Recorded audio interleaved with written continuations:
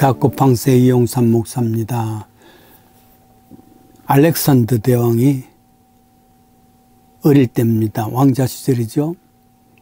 그때 가정교사가 철학자 아리스토텔레스였습니다.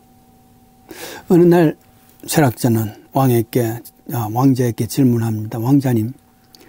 왕자님의 소원은 무엇입니까? 내 소원은 그리스 통일이지. 그러면은 그리스가 통일되면은 그 다음 소원은 무엇입니까? 그 다음 소원은 유럽을 통일하는 것이지. 그리고는요, 그 다음은 세계 통일이지. 그러면은 세계 통일 이후는 무엇인가요? 그러자 가만히 생각해 보면서 그러면은 이제 정복할 장소가 없으니까 죽겠지. 철학자가 말합니다. 왕자님, 그러면은 죽기 위해서 통일을 이루기 위해서 그 무수한 사람들을 죽게 하는군요. 죽는 것이 결국 목적이군요. 살면서 분명한 목적을 가진 자는 행복한 사람입니다. 차라리 그 거대한 목적보다는 작은 목적이라도 참 의미가 있고 또 목적이 있다면 그것이 더욱 행복한 것입니다. 그랬습니다. 햇살이 내려쬐이는 어느 여름날 땀을 뻘뻘 흘리면서 대학 캠퍼스를 뛰는 한 학생이 있습니다. 지나간 교수가 붙잡아 묻습니다. 학생, 왜 이렇게 땀 흘리며 돌아가지? 뛰어가지? 강의 시간이 늦었습니다. 그래, 왜 강의 시간에 꼭 참석해야 되는가? 그야 좋은 학점을 받아야지요. 좋은 학점을 받는 것 같으면은 그에 좋은 직장을 찾을 수 있을 것 아니겠습니까? 그러면은 좋은 직장을 찾았다 하자. 그 다음 뭐 할 건데? 그때야 결혼도 하고 아기도 갖고 가정을 이루겠죠. 그 다음에는 무엇이지? 그 다음에는 뭐 죽는 거지요, 뭐. 그렇게 말할 때 교수가 말합니다. 그렇다면 지금 학생이 땀을 흘려가면서 뻘뻘 뛰는 것은 결국 죽기 위해서 열심히 이렇게 땀 흘리며 뛰어가는군.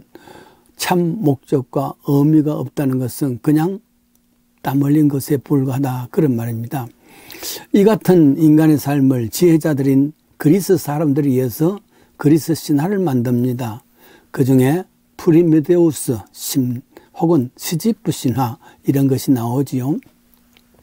이것은 인간에게 목적 없이 일생을 땀 흘리며 살아가는 삶의 모습을 이야기합니다.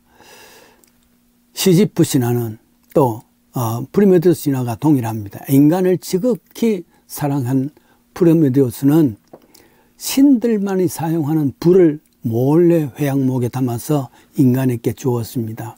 그것이 나중에 탄로가 났지요. 제우스 신이 분노해서 이 프리메데우스를 저 코카스 산 위에 쇠사슬로 얽어맵니다. 그리고는 독수리가 날라와서 이 프리메데우스의 간을 쪼아먹습니다. 얼마나 아팠을까? 얼마나 고통할까? 그런데 그것으로 끝나는 것이 아닙니다. 이것이 매일 반복합니다. 그날 밤에는 또 새로운 간이 생깁니다. 그 다음날 또 쪼아먹습니다. 영원토록 이렇게 하는 형벌, 이것이 인간의 모습이다. 노역의 모습이다. 그렇게 말하죠. 뿐만 아니라 시지프의 신화도 동일한 이야기입니다. 시지프는 코린도 왕이었습니다. 그러나 제우스가 분노를 받아서 무거운 돌을 억지로 이제 굴러서 저 산 위까지 정상까지 올라가야 됩니다. 땀을 뻘뻘 흘리면서 온갖 힘을 다해서 정상까지 올려놓습니다. 그러면은 그 밤에는 다시 또 지상까지 내려갑니다. 내려가서 다시 또 올립니다. 이것을 영원토록 하는 그런 형벌입니다. 말하자면 인생은 살아가는 것이 땀 흘리며 이런 노역과 이런 형벌에서 사는 이런 삶을 인간의 삶의 모습이라 그랬습니다. 이것을 유명한 프랑스 소설가, 실존 소설가지요 까뮈에서 불의의 명저 시지프의 신화가 나옵니다. 인간의 부조리에 대한 반항이 이 저서를 탄생했죠. 인간의 삶이란 것이 고통이고 아픔입니다. 땀 흘림입니다. 말하자면 브레메데스의 신하고 또 시지프 신하기도 합니다. 목적도 없는 또 의미도 없는 고통과 땀 흘림을 계속하는 것 이겁니다. 그런데 성경은 이런 목적이 없고 무목적이죠. 무의미한 삶을 하나님을 만나야 참 목적과 의미를 되찾을 수 있다 그럽니다. 파스칼이라는 사람은 인간을 세 가지 유형으로 나눕니다. 그것은 첫째는 하나님을 찾아서 그를 경배하고 그를 섬기는 사람들입니다. 이 사람들은 행복도 있고 또 영생도 있다 그럽니다. 그런데 둘째 사람들은 하나님을 찾지도 못하고 찾을 생각도 없는 사람들, 이런 사람은 행복도 없고 영생도 없다 그렇게 규정을 합니다. 세 번째 사람도 있답니다. 하나님은 찾지 못했지만은 찾으려고 노력하는 사람, 영생을 갖지는 못했어도 행복은 있는 사람이란 말이죠. 자, 나는 어디에 해당이 되겠습니까? 사도 바울이라는 사람은 사도행전에 자기가 하나님을 만났던 그 만남이 얼마나 강렬했던지 3번씩이나 같은 내용을 간증을 합니다. 그 간증이 사도행전에 나오는 내용이기도 하지요.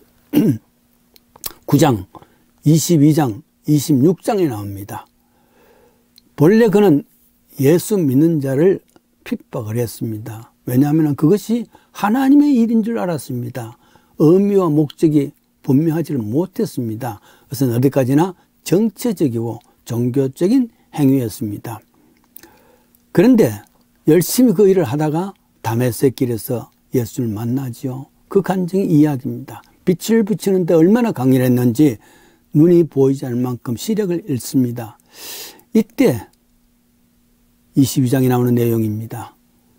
사도 바울이 예수님 만나 2가지 질문을 합니다. 첫째는 Who are you, Lord? 누구십니까? 네가 핍박하는 예수다. 예수를 만나는 순간이죠. 그랬습니다. 두 번째 그러면은 What shall I do, Lord? 그럼 내가 무엇을 해야 되겠습니까? 그때 그 예수님께서 남은 인생을 이렇게 투진하라 하는 그런 사명도 주시죠. 이 다메섹에서 그는 예수님도 만나고 또 사명도 받아서 그 나머지 삶을 의미 있게 살아갑니다. 완전히 바뀌어졌지요. 일생을 바칩니다. 이것을 위해서 온갖 고생과 핍박, 땀 흘림이 있습니다. 오기도 많이 갇히고 맞기도 많이 맞고 그러나 행복했습니다. 왜냐하면 하나님을 만났으니까 또 삶의 의미와 목적이 분명하니까 말이죠. 그래서 행복합니다. 비록 그가 감옥에 갇혀 있을 때라 할지라도 빌립보 교회 교우들에게 편지 쓰면서 나는 기뻐하고 너희 무리와 함께 기뻐하나니 이와 같이 너희도 기뻐하고 기뻐하라. 빌립보서 2장 17절에 이야기 나오는 겁니다.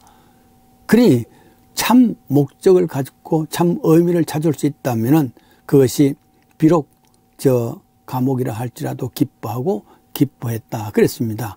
파스칼 방세는 인간이여 네가 비참함에서 벗어나는 길은 네 자신 속에서 아무리 찾아도 답을 찾을 수 없다. 소득이 없다. 네가 가진 모든 지상에서 서 있는 것을 어떤 거를 하더라도 찾을 수가 없다. 저 철학자들은 내가 찾아주겠다 하지만 사실은 그들은 그 자체를 알지 못한다. 그런 표현을 했습니다. 하나님을 바로 만나고 그리고 그를 위해서 내가 무엇을 해야 될 것인가. 이것이 참 의미와 목적이 있는 삶이라 그런 말입니다. 이럴 때에 행복과 그리고 또 참 의미 있는 삶이 될 수 있고 영생이 있는 사람입니다. 무엇보다도 하나님을 바로 만나고 또 하나님 안에서의 참 목적을 분명히 찾아서 행복도 있고 영생 있는 복된 삶 되기를 원합니다.